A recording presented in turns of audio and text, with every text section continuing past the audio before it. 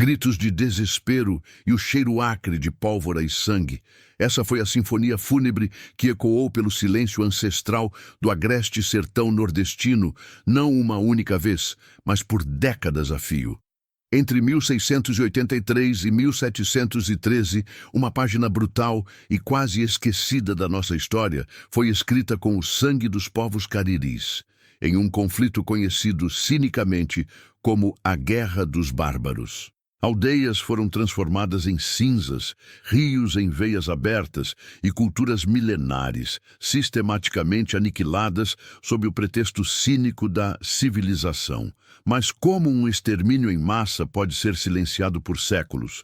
E quem se beneficia do esquecimento? Mergulhe conosco nesta investigação que busca desenterrar a verdade. Curta este vídeo e inscreva-se no canal para desvendar mais mistérios. A Caatinga, testemunha silenciosa de séculos, viu suas raízes beberem o sangue dos que ali nasceram.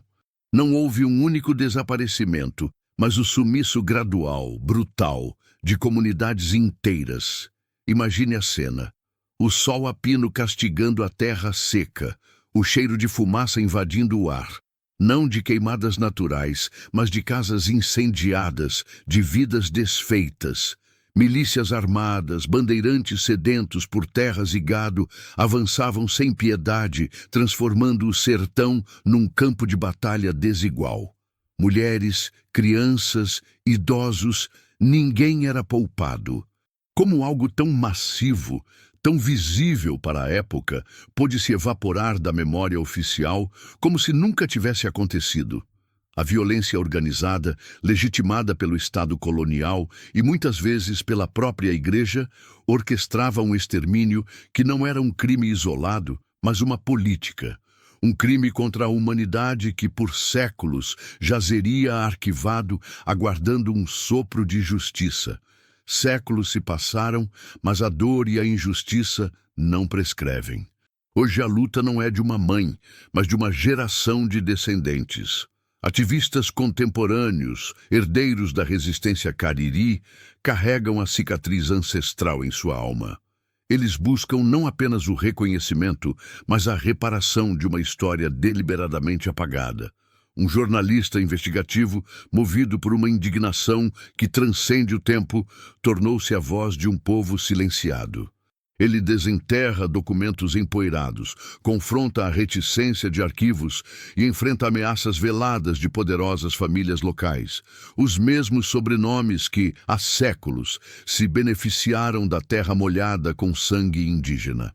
A polícia da época, cúmplice ou omissa, não buscou culpados. Hoje a resistência é contra o silêncio imposto, contra a negação da história. Até onde você iria para reescrever a narrativa oficial dos vencedores? Deixe seu comentário. Você acredita que a memória dos vencidos pode, um dia, reescrever a história oficial? O sertão nordestino, com sua beleza agreste e sua dureza implacável, guarda segredos tão profundos quanto seus rios secos. A comunidade atual, dividida entre o esquecimento conveniente e a memória latente, reflete os ecos daquele passado brutal. Rumores, sussurros transmitidos de geração em geração, falam de terras amaldiçoadas, de riquezas construídas sobre ruínas.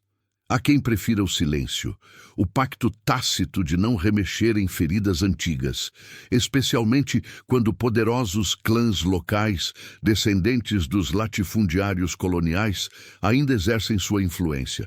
As fofocas, antes sobre o gado roubado ou a seca iminente, agora se voltam para o jornalista forasteiro e o ativista indígena que ousam questionar a versão oficial. A desconfiança paira no ar, mais densa que a poeira da caatinga.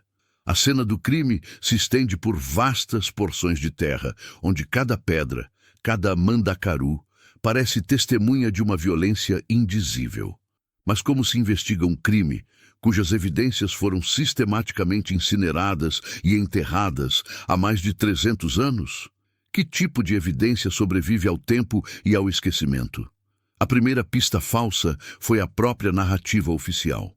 Os registros coloniais, quando existentes, apresentavam os massacres como atos de pacificação, de civilização, ou sequer os mencionavam. Onde buscar a verdade quando os arquivos foram escritos pelos carrascos? O jornalista, com sua pilha de documentos empoeirados, logo percebe que a história oficial é um labirinto de meias-verdades e omissões calculadas. Cada pista que parecia promissora, cada nome de fazendeiro ou bandeirante, levava a um beco sem saída burocrático, a processos sumários que absolviam os homens de bem e condenavam os bárbaros. Ele encontra relatórios militares que descrevem batalhas heróicas contra selvagens indomáveis, mas nenhum registro de crianças mortas, de mulheres violentadas, de aldeias inteiras transformadas em sepulturas coletivas. A frustração é palpável, um nó na garganta que aperta a cada página virada. O ativista Cariri, por sua vez, enfrenta a barreira do silêncio nas próprias comunidades. O medo, incutido por séculos de repressão, ainda ecoa. Histórias são contadas em sussurros, lendas sobre espíritos inquietos que vagam pela Caatinga, não como folclore, mas como memórias cifradas de um trauma que se recusa a ser esquecido. Pistas surgem e desaparecem como miragens no sertão. Uma velha certidão de terra, com um nome de família poderoso, sugere a apropriação de terras indígenas após um suposto conflito. Mas a ligação direta com os massacres, dissolvida em décadas de transações e heranças, testemunhas indiretas, descendentes de antigos moradores ou agregados, oferecem fragmentos de histórias, mas logo se calam, temendo represálias invisíveis. Não se mexe com o passado de certas famílias, moço. Alertam, os olhos baixos, o corpo tenso. A impunidade não era apenas a ausência de punição, mas um sistema intrincado de proteção e negação. Esses becos sem saída não são acidentais. São o legado de uma investigação que nunca quis ser feita. O caso foi arquivado não por falta de evidências, mas por excesso de conveniência. Conveniência para a coroa, que desejava expandir suas fronteiras. Conveniência para a igreja, que via na civilização uma forma de conversão. E, sobretudo, conveniência para os latifundiários, que expandiam seus domínios sobre as terras férteis, fertilizadas pelo sangue cariri. A cada porta fechada, a cada documento rasurado, o jornalista sente o peso de 3 séculos de silêncio. Como provar um genocídio quando os perpetradores escreveram a história e apagaram as provas? Ele se depara com a dura realidade de que a investigação colonial foi, na verdade, uma campanha de desinformação e apagamento. Nomes de suspeitos? Não havia suspeitos para o sistema, apenas agentes da ordem. As pistas falsas eram as próprias justificativas da época para a barbárie.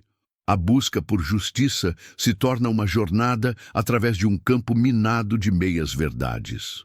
Ele encontra registros de doações de terras por índios pacificados, que na verdade haviam sido dizimados. Encontra ordens de prisão para líderes cariris que foram, na verdade, executados sumariamente. A linha entre a verdade e a mentira, entre o crime e a legitimidade, foi borrada intencionalmente. Essa negação institucionalizada é a maior pista falsa de todas, um sistema de encobertamento que perdura até hoje, protegendo os herdeiros do poder e da riqueza.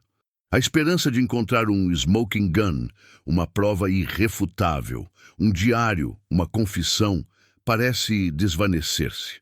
O caso dos cariris não foi um crime isolado com um corpo e um assassino. Foi uma série de atos brutais, pulverizados no tempo e no espaço, orquestrados por um sistema. Como se prende um sistema? Como se julga uma ideologia? A frustração se acumula, ameaçando sufocar a chama da indignação. Mas, para o jornalista e o ativista, desistir não é uma opção. As vozes silenciadas do passado clamam por justiça, ecoando nas entranhas da Caatinga. Quem se atreverá a ouvir? Compartilhe este vídeo se você acredita que a verdade, por mais antiga que seja, sempre merece ser revelada. E é nesse cenário de desespero que surge a figura do jornalista, nosso detetive moderno, o obstinado Francisco. Ele não é um policial, mas sua metodologia de investigação rivaliza com a dos melhores. Sua mesa de trabalho está coberta por mapas antigos, transcrições de documentos coloniais, fotos de sítios arqueológicos e anotações frenéticas. A Guerra dos Bárbaros se tornou sua obsessão, consumindo suas noites, seus fins de semana, cada fibra de sua energia. Sua esposa, preocupada, observa à distância, enquanto ele mergulha cada vez mais fundo nesse abismo histórico. Sacrifícios pessoais são feitos, a carreira estagnada em seu jornal, a vida social inexistente, a saúde abalada pelo estresse, mas ele não pode parar. A cada relato de massacre, a cada nome de aldeia apagado, Francisco sente a responsabilidade de ser a voz dos que não podem mais falar. Sua frustração é alimentada pela resistência dos herdeiros das elites coloniais, que veem sua pesquisa como uma ameaça à sua reputação e, mais importante, às suas propriedades. Ameaças veladas, ligações anônimas, e-mails intimidadoras, tudo isso faz parte do jogo. Mas Francisco é inabalável. Ele sabe que a verdade é uma força poderosa, capaz de derrubar impérios de mentiras. É nesse ponto que a ciência começa a oferecer uma nova luz. A arqueologia, antes subestimada, torna-se uma aliada crucial. Equipes de arqueólogos, trabalhando em segredo e com financiamento limitado, começam a explorar os locais indicados pelas tradições orais cariris. O que eles encontram? Pequenos fragmentos de cerâmica, ferramentas, restos de fogueiras, evidências silenciosas de uma presença humana vibrante. Mas o mais impactante são os vestígios de assentamentos abruptamente abandonados, com camadas de cinzas e ossadas fragmentadas, que contam uma história de violência e fuga. A paleogenética, uma ciência que parecia ficção para os investigadores do século passado, oferece um avanço extraordinário. Amostras de DNA extraídas de ossadas antigas, encontradas em valas comuns não identificadas, são comparadas com o DNA dos descendentes cariris contemporâneos. Os resultados são chocantes, conexões genéticas irrefutáveis, provando que aqueles mortos eram de fato os ancestrais diretos dos que hoje clamam por justiça. A ciência, que antes era uma ferramenta de civilização para os colonizadores, agora se torna a voz dos oprimidos, desenterrando não apenas ossos, mas a identidade roubada. Novas tecnologias de mapeamento, como drones e sensoriamento remoto, revelam padrões de ocupação e destruição que eram impossíveis de detectar a olho nu. Marcas de antigas fortificações improvisadas, rotas de fuga e até mesmo a delimitação de vastas áreas que foram sistematicamente limpas de seus habitantes originais. Tudo isso emerge do solo digital. A Terra, que parecia ter engolido tudo, começa a falar através da tecnologia. A esperança reacende, não apenas para Francisco e o ativista, mas para a própria memória dos cariris. Será que a ciência pode finalmente preencher as lacunas deixadas pela história oficial e pela omissão? O que mais esses avanços tecnológicos podem revelar sobre o inimigo oculto que operava nas sombras do sertão? A ciência, com sua linguagem fria e irrefutável, começou a gritar verdades que os séculos tentaram silenciar. Os avanços tecnológicos não apenas preencheram lacunas, eles rasgaram o véu da omissão. As equipes de arqueologia, trabalhando sob o sol inclemente do sertão, não encontraram apenas vestígios de vida, mas as cicatrizes de sua interrupção brutal. Em vários pontos, onde lendas cariris falavam de terras que choram, foram descobertas valas comuns. Não eram enterros rituais, mas amontoados de ossadas, muitas delas apresentando sinais de violência extrema. Crânios fraturados, ossos quebrados por golpes contundentes, projéteis de armas da época incrustados. A disposição caótica dos corpos, sem qualquer rito fúnebre, indicava a pressa e a barbárie dos algozes. A datação por carbono-14 dessas ossadas confirmava o período exato da Guerra dos Bárbaros. A paleogenética, por sua vez, foi além da simples confirmação de linhagem. Análises de DNA mitocondrial e do cromossomo ícneo extraídas dos restos mortais revelaram padrões genéticos que ligavam diretamente as vítimas às comunidades cariris contemporâneas. Mas não só isso. Em algumas amostras foram identificados marcadores genéticos de doenças ligadas ao estresse extremo e à desnutrição severa, além de evidências de traumas repetidos, indicando um sofrimento prolongado antes da morte. A ciência estava não apenas identificando quem eram as vítimas, mas também como elas sofreram, como se cada osso, cada fragmento de DNA contasse sua própria história de terror. Os drones e o sensoriamento remoto, operados por uma equipe de geógrafos históricos, mapearam com precisão milimétrica a expansão das fazendas coloniais sobre as terras indígenas. Ao sobrepor esses mapas com os registros de conflitos da época, Francisco e o ativista cariri, Miguel, viram a verdade emergir com clareza cristalina. As batalhas quase sempre coincidiam com a apropriação de terras férteis ou com a abertura de novas rotas de gado. As linhas de avanço das milícias não eram aleatórias, mas estrategicamente planejadas para desocupar áreas de interesse econômico. A pacificação não era sobre paz, mas sobre posse. Cada descoberta era um golpe no muro de silêncio que protegia os herdeiros do poder. Para Francisco, a obsessão se transformava em uma convicção inabalável. Ele trabalhava dia e noite, cruzando os dados científicos com documentos históricos, depoimentos orais e os poucos registros administrativos que escaparam da censura colonial. A cada nova peça do quebra-cabeça, a imagem do inimigo oculto se tornava menos abstrata e mais definida. Não um monstro lendário, mas um sistema, uma rede de interesses que se perpetuava através de gerações. A reação das poderosas famílias não tardou. As ameaças veladas transformaram-se em ações concretas. O financiamento da pesquisa arqueológica começou a ser cortado sob pretextos burocráticos.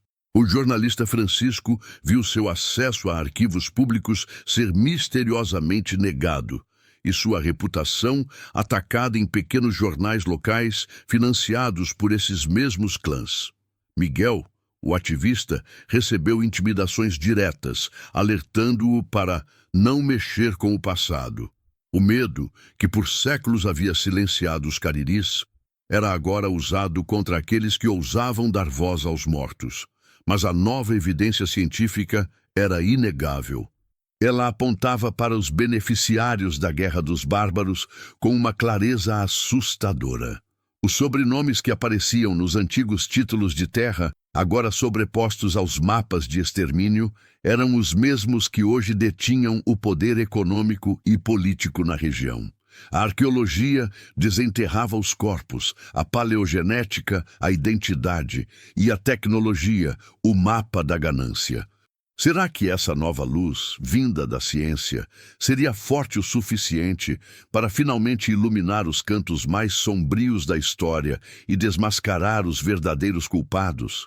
Quem eram, afinal, esses homens de bem que construíram seus impérios sobre o sangue de inocentes? E o que aconteceria quando a verdade, há tanto tempo enterrada, finalmente viesse à tona, confrontando os pilares da sociedade atual? A Caatinga, antes uma testemunha muda, agora tinha sua voz amplificada pela tecnologia, e o que ela revelava era um crime de proporções épicas, esperando por seu julgamento.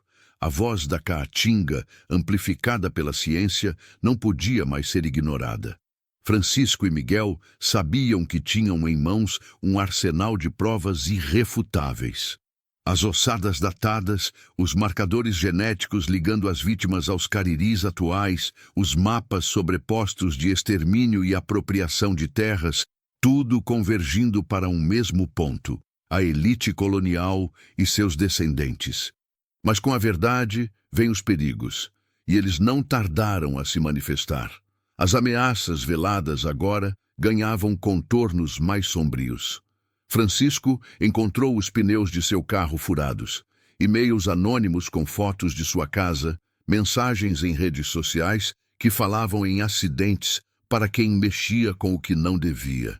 Miguel, por sua vez, viu o acesso de sua comunidade a serviços básicos ser misteriosamente dificultado, e lideranças indígenas aliadas receberam visitas de homens que não se identificavam, mas deixavam claro o recado. O passado deveria permanecer enterrado. A batalha, antes travada nos arquivos e nos sítios arqueológicos, agora se deslocava para o campo aberto da opinião pública e da intimidação. Francisco e Miguel, porém, não recuariam. Eles sabiam que a única forma de proteção era a luz da publicidade. Começaram a montar um dossiê detalhado, não apenas com as provas científicas, mas também com os novos relatos de intimidação. A estratégia era clara: usar a imprensa nacional e internacional para expor não só o crime histórico, mas também a tentativa atual de silenciamento. Mas como furar o bloqueio de uma rede de poder que se estendia por séculos, com ramificações na política, na justiça e na economia local? A busca por aliados tornou-se crucial. Advogados de direitos humanos, acadêmicos dispostos a enfrentar a controvérsia e pequenos veículos de imprensa independentes começaram a se juntar à causa. A cada nova publicação sobre as descobertas, mesmo que em portais menores, a tensão aumentava. As famílias, antes intocáveis, viam seus nomes e a origem de suas fortunas serem questionados. O verniz de respeitabilidade que as cobria começava a rachar. O inimigo oculto, que antes se movia nas sombras da história, era agora forçado a reagir, a mostrar sua face. E essa face era a de uma elite que se recusava a abrir mão de seu privilégio, mesmo que isso significasse perpetuar uma mentira brutal. A investigação de Francisco revelou que, após a pacificação, eufemismo para massacre, as terras dos cariris foram redistribuídas de forma sistemática. Documentos de sesmarias, antes considerados legítimos, eram agora vistos como títulos de roubo assinados sobre o sangue dos mortos. Ele descobriu que muitos dos sobrenomes nos registros coloniais de apropriação eram os mesmos que hoje controlavam vastas fazendas e empresas na região. A impunidade não era um acaso, era a base de um império. A riqueza acumulada não era fruto de trabalho árduo, mas da violência institucionalizada. O ativista Miguel, por sua vez, encontrava novas histórias entre os anciãos de sua comunidade.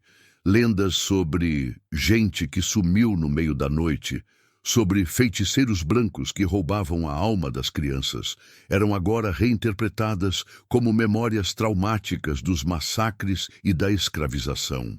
Ele percebia que o medo ainda era uma força viva, mas a coragem de Francisco e a inegável verdade científica começavam a quebrar as barreiras do silêncio. Um ancião, com lágrimas nos olhos, contou sobre um local sagrado onde os espíritos dos guerreiros ainda choram. Um local que, segundo os mapas de Francisco, era exatamente uma das valas comuns identificadas pela arqueologia. A conexão entre a memória oral e a ciência era inegável. A pressão sobre Francisco e Miguel crescia exponencialmente. O jornalista foi acusado de revisionismo histórico e incitação ao ódio, Miguel de terrorismo e invasão de propriedade. O sistema, que por séculos protegeu os algozes, agora se voltava contra aqueles que ousavam desenterrar a verdade.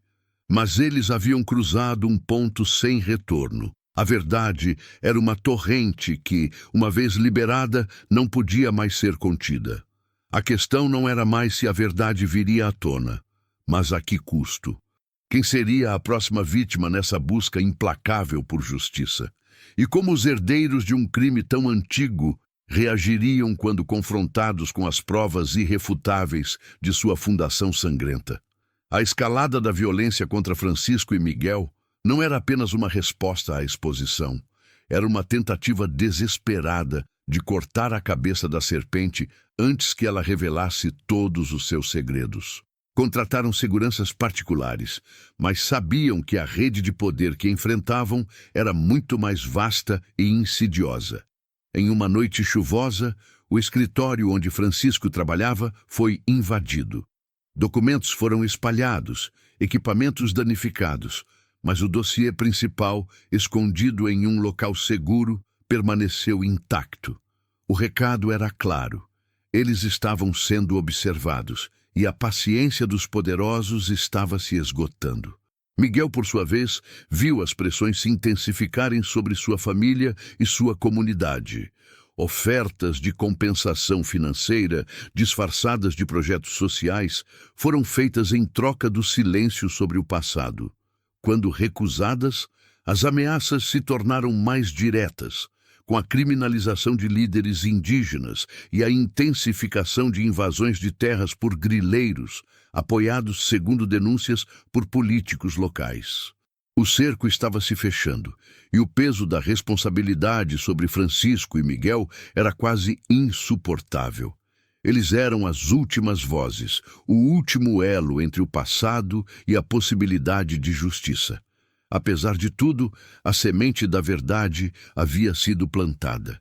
A imprensa nacional, embora cautelosa, começou a dar espaço para a história, ainda que de forma velada. Pequenos documentários independentes começaram a ser produzidos, e a história dos Cariris e da Guerra dos Bárbaros começou a emergir do esquecimento. O que antes era um cold case colonial, restrito a historiadores e ativistas, começava a se tornar um tema de debate público. A sociedade, lentamente, despertava para a profundidade do crime e para a impunidade que se estendia por séculos. Francisco, em sua incansável busca, fez uma descoberta que mudaria o jogo. Em um obscuro cartório de uma cidade vizinha, em meio a pilhas de documentos empoeirados, ele encontrou um registro de propriedade que datava do final do século XVII.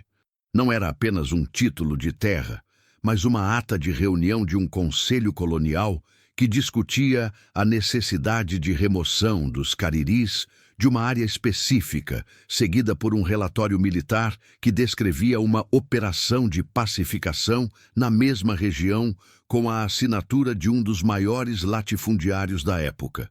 Um ancestral direto de uma das famílias mais poderosas da região ainda hoje. O mais chocante era uma anotação marginal, quase ilegível, em um diário de um jesuíta da época que Francisco conseguiu decifrar com a ajuda de um paleógrafo. A anotação falava de almas perdidas esmagadas pela ganância dos cristãos e mencionava um pacto de silêncio entre a igreja, a coroa e os grandes proprietários de terra para encobrir a verdadeira extensão dos massacres. Não era apenas a apropriação de terras, era um genocídio orquestrado, com a cumplicidade de todas as esferas de poder colonial. O inimigo oculto não era um indivíduo, mas um sistema de valores e interesses que se solidificou sobre a aniquilação. Essa descoberta, um smoking gun que ligava diretamente os mandantes aos executores e aos beneficiários, dava a Francisco e Miguel uma arma poderosa. Mas como usá-la contra um inimigo que controlava as próprias instituições de justiça? A verdade era explosiva, mas poderia explodir nas mãos erradas. A questão agora não era apenas quem era o culpado, mas como se poderia, 300 anos depois, responsabilizar os herdeiros de um crime tão hediondo. Que tipo de justiça poderia ser feita para os Cariris, cujas vozes foram silenciadas por tanto tempo? E quem ousaria ser o juiz dessa história? A descoberta de Francisco era mais do que uma prova. era a chave para desvendar 300 anos de silêncio e impunidade. A ata do Conselho Colonial, o relatório militar detalhando a pacificação e principalmente a anotação do jesuíta sobre o Pacto de Silêncio formavam uma teia irrefutável de cumplicidade.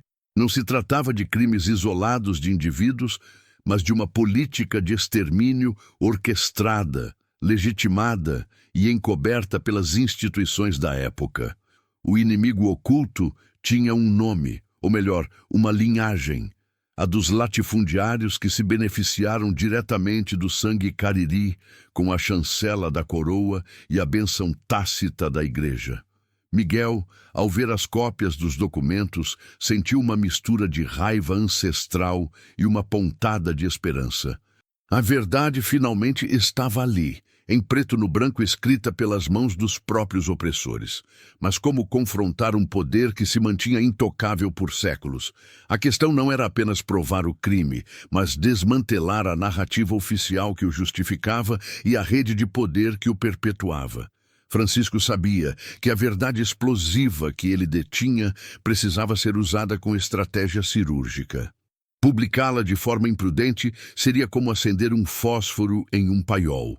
A explosão seria imediata e poderia consumi-los. A prioridade era garantir que a informação chegasse a um público amplo e que fosse protegida de qualquer tentativa de apagamento ou descredibilização. Eles precisavam de aliados ainda mais fortes, de uma plataforma que lhes desse voz e segurança.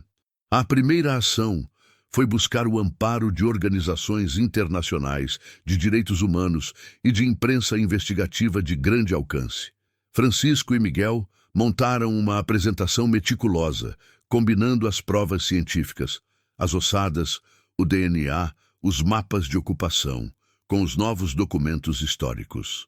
A narrativa era poderosa. Um genocídio colonial, sistematicamente encoberto, com seus herdeiros ainda no poder, tentando silenciar a verdade. As reações não tardaram. A notícia de que Francisco possuía tal material incendiou os bastidores do poder local. As ameaças se tornaram francas intimidações jurídicas. Advogados renomados, representando as famílias cujos ancestrais eram citados nos documentos, enviaram notificações extrajudiciais acusando Francisco de difamação e de revisionismo histórico irresponsável. A intenção era clara: esgotá-lo financeiramente e silenciá-lo através da burocracia judicial. Miguel, por sua vez, enfrentou uma campanha de desinformação ainda mais virulenta.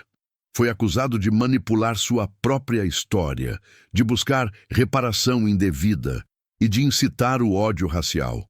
Vídeos falsos e postagens difamatórias circularam nas redes sociais, tentando minar sua credibilidade junto à opinião pública e, mais perigoso, dentro de suas próprias comunidades. O pacto de silêncio dos colonizadores havia se transformado em uma máquina de propaganda moderna, disposta a tudo para manter a hegemonia da narrativa. Contudo, a obstinação de Francisco e a resiliência de Miguel eram inabaláveis. Eles sabiam que estavam perto de um ponto de não retorno. A cada ameaça, a cada tentativa de descredibilização, a convicção de que estavam no caminho certo se fortalecia. O diário do jesuíta, com sua confissão velada da cumplicidade institucional, era um testemunho moral que transcendia as leis dos homens. Ele revelava a podridão ética por trás da fachada de civilização e fé. A estratégia então se consolidou. Em vez de apenas publicar os documentos, eles fariam uma revelação coordenada, com o apoio de uma grande rede de televisão e de veículos internacionais de imprensa, garantindo que a história tivesse o impacto global necessário para protegê-los e para forçar o sistema a reagir. Era um movimento arriscado, um tudo ou nada. Eles sabiam que, ao expor os nomes e as provas, estariam declarando guerra a um império construído sobre segredos. A Caatinga, testemunha de séculos, parecia prender a respiração. As vozes dos cariris mortos, silenciadas por gerações, estavam prestes a ser ouvidas não apenas nos sussurros do vento, mas nos noticiários do mundo. O inimigo oculto, que se escondia por trás de sobrenomes respeitáveis e fortunas incalculáveis, seria finalmente confrontado com o espelho de sua própria barbárie. Mas o que aconteceria quando a verdade, tão brutal e inegável, fosse finalmente lançada ao mundo?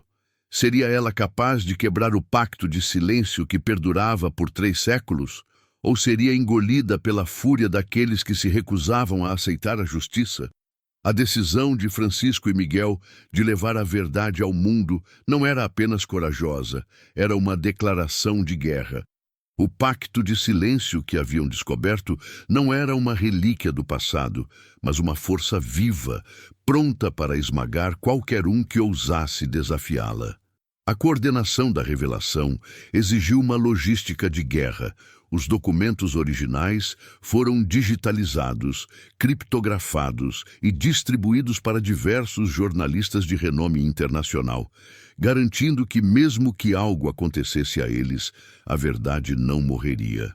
Miguel, com a ajuda de líderes indígenas de outras etnias, gravou depoimentos, explicando a perspectiva cariri e a continuidade da luta por reconhecimento e justiça.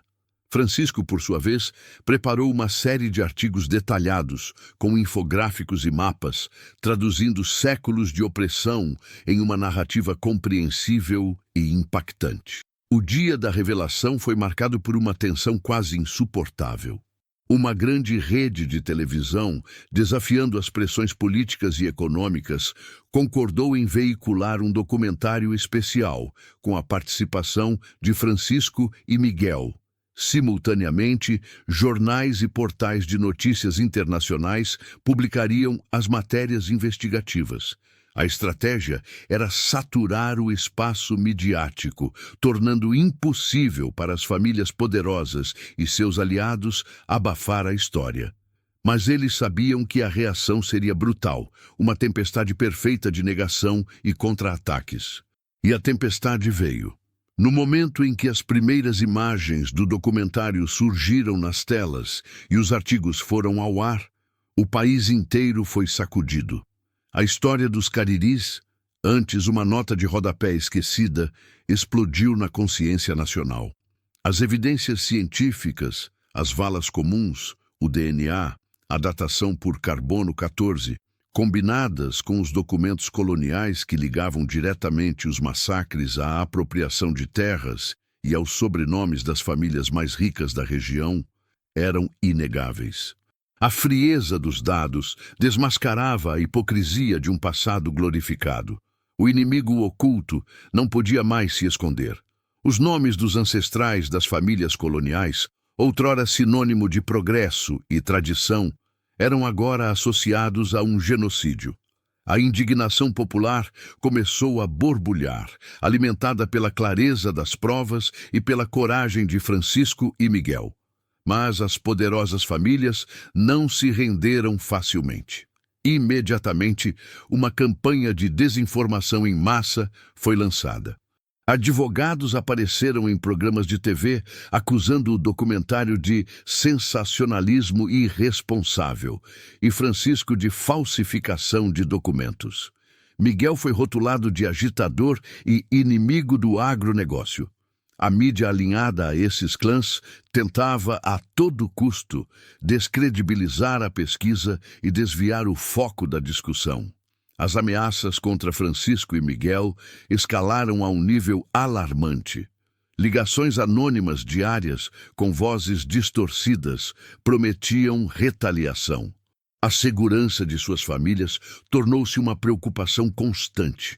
O carro de Francisco foi incendiado em frente à sua casa e a sede da Associação Indígena de Miguel foi pichada com mensagens de ódio e intimidação. A batalha não era mais apenas pela verdade histórica, mas pela própria sobrevivência.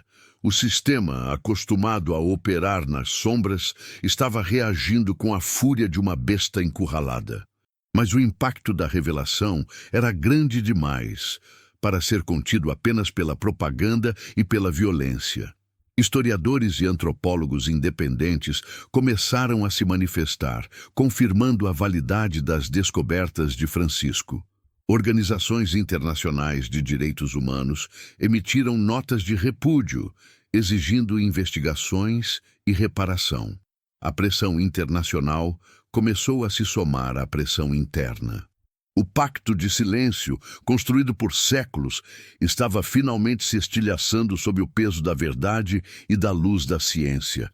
O que aconteceria agora?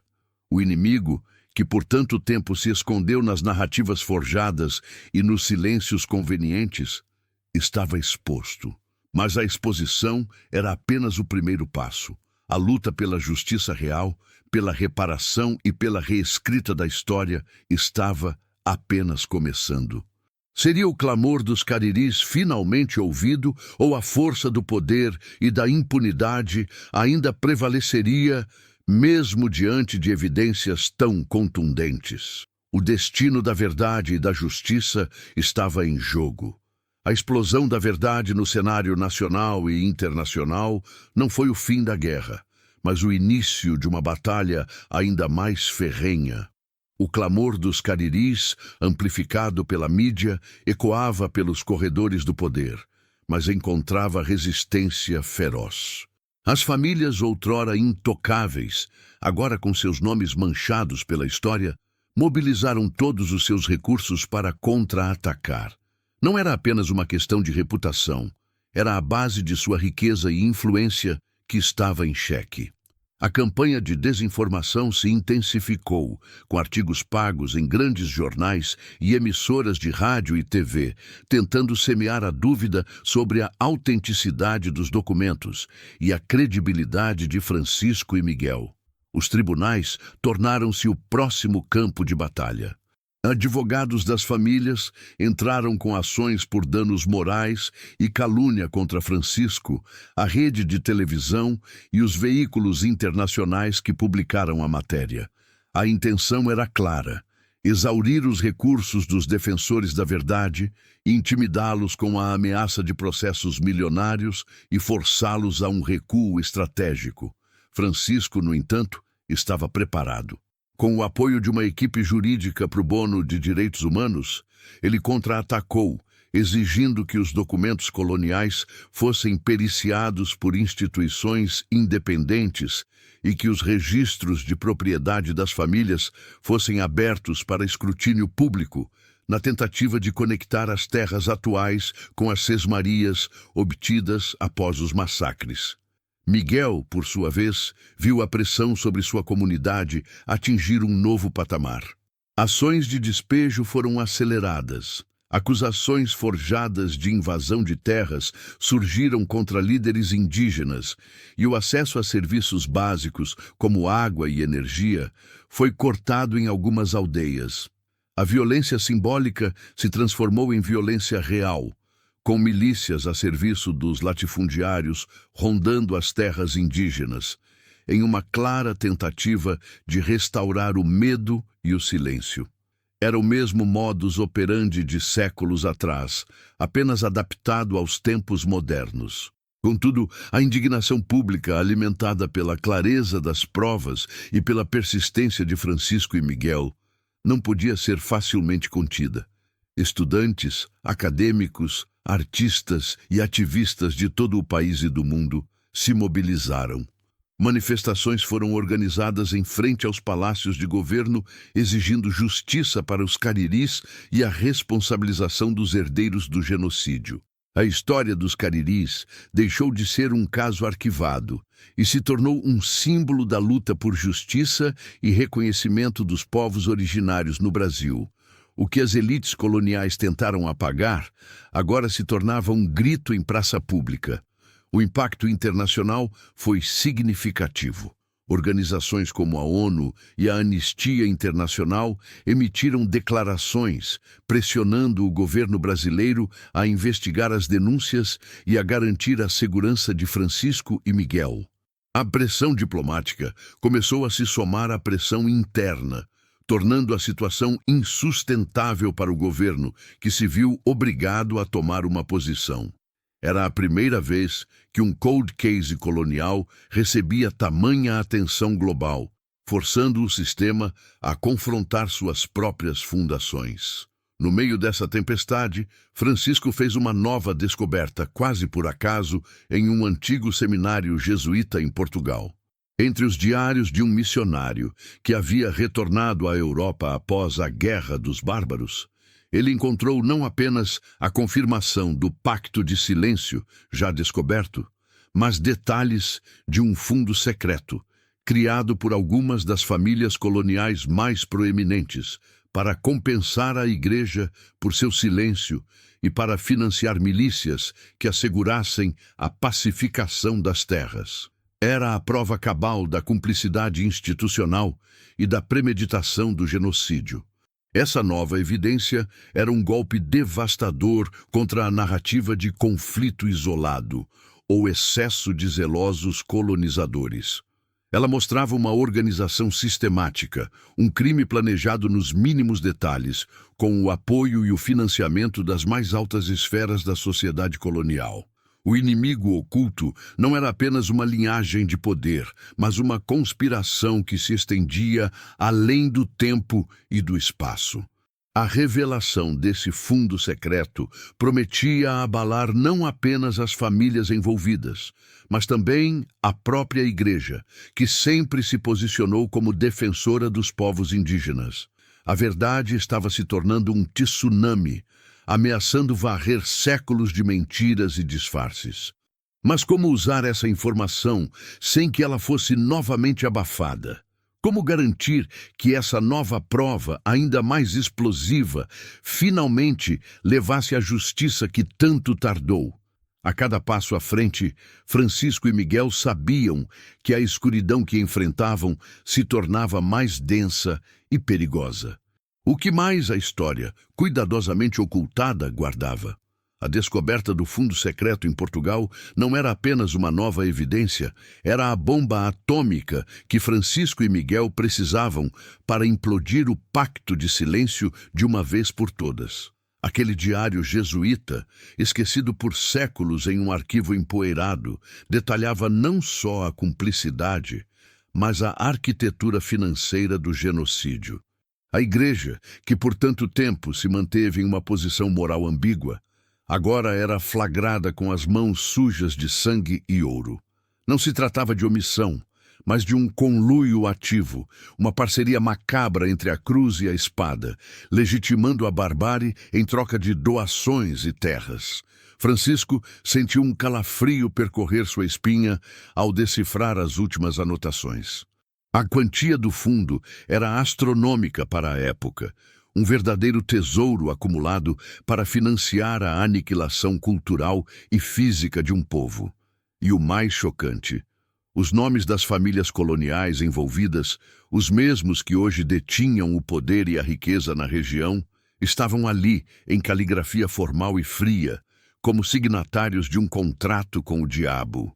O inimigo oculto não era uma força difusa, mas uma corporação do mal que atravessou séculos, protegida pela fachada de respeitabilidade e pela força do dinheiro. Miguel, ao receber a notícia, sentiu um misto de alívio e uma raiva ancestral renovada. A verdade era ainda mais brutal do que imaginava. Eles nos mataram e ainda pagaram para que o céu e a terra nos esquecessem, disse ele, a voz embargada. A comprovação da cumplicidade da Igreja era um golpe profundo, mas também uma oportunidade. Se conseguissem expor isso, a pressão seria imensa, não apenas sobre as famílias, mas sobre uma instituição global que prezava sua imagem.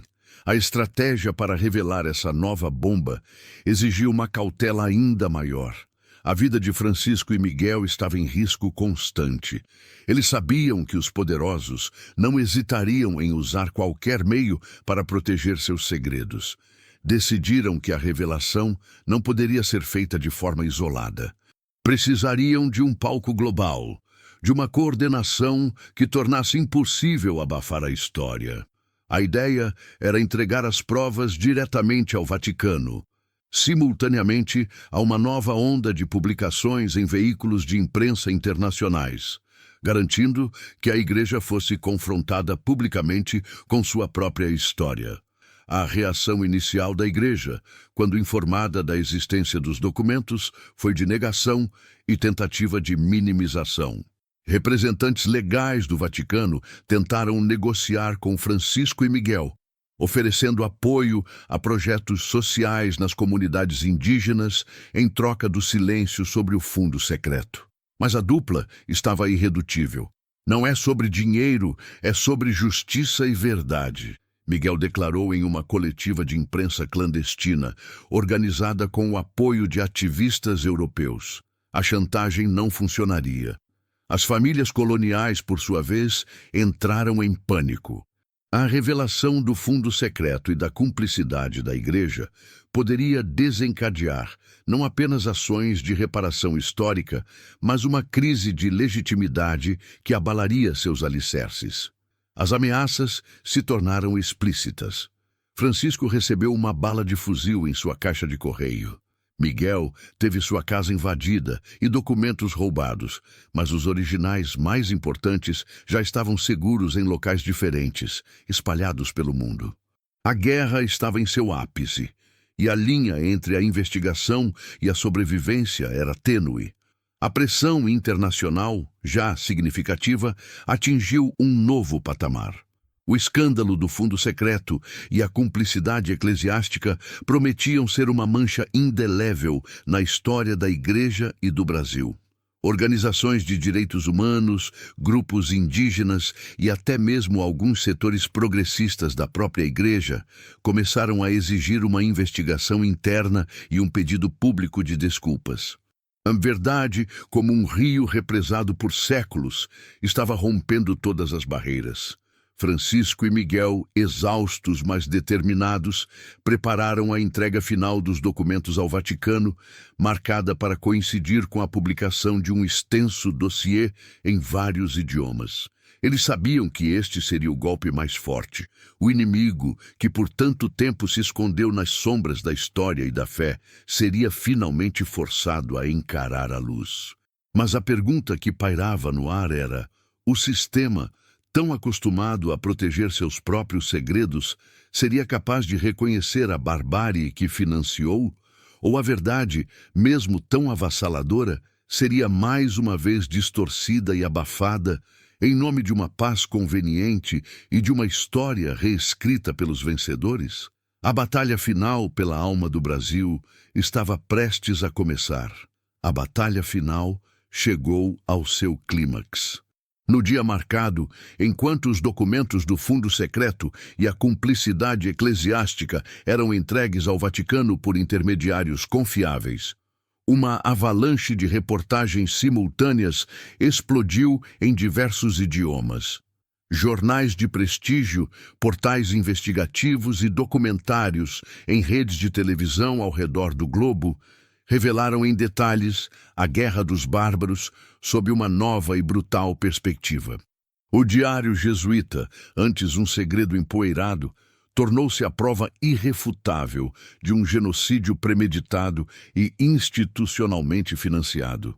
A imagem da Igreja, guardiã moral por séculos, estava agora maculada pela mancha de um pacto de silêncio sangrento.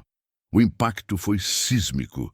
A Santa Sé, confrontada com a verdade incontestável e a pressão global, viu-se obrigada a responder. Após dias de silêncio constrangedor, um comunicado oficial, embora cauteloso e diplomático, reconheceu a existência dos documentos e a necessidade de uma profunda reflexão e investigação sobre o papel da Igreja em períodos sombrios da colonização. Não foi um pedido de desculpas explícito, mas era um primeiro e fundamental passo. As famílias coloniais, por sua vez, viram-se encurraladas. Algumas tentaram novas campanhas de desinformação, mas a clareza das provas e a repercussão internacional tornaram a negação insustentável. Ações judiciais por reparação histórica começaram a ser protocoladas, e o clamor por justiça ecoava em Brasília e além fronteiras. O inimigo oculto não era mais uma sombra. Ele tinha nomes, sobrenomes e instituições. Era o sistema de poder que se perpetuou por séculos, construído sobre o sangue e a terra dos cariris. Francisco e Miguel, exaustos, mas vitoriosos em sua cruzada pela verdade, sabiam que a luta estava longe de terminar. A exposição era apenas o começo de uma longa jornada por reparação de terras, reconhecimento cultural e reescrita da história nos livros didáticos. A ferida de 300 anos havia sido aberta e agora, à luz do dia, o processo de cura e de justiça poderia finalmente ter início.